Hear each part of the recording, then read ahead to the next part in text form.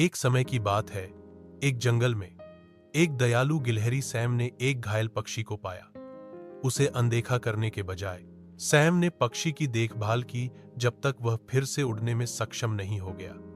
आभारी पक्षी ने सैम की मदद करने का वादा किया जब भी जरूरत होगी। एक दिन एक तूफान जंगल में आया और सैम का घर नष्ट हो गया।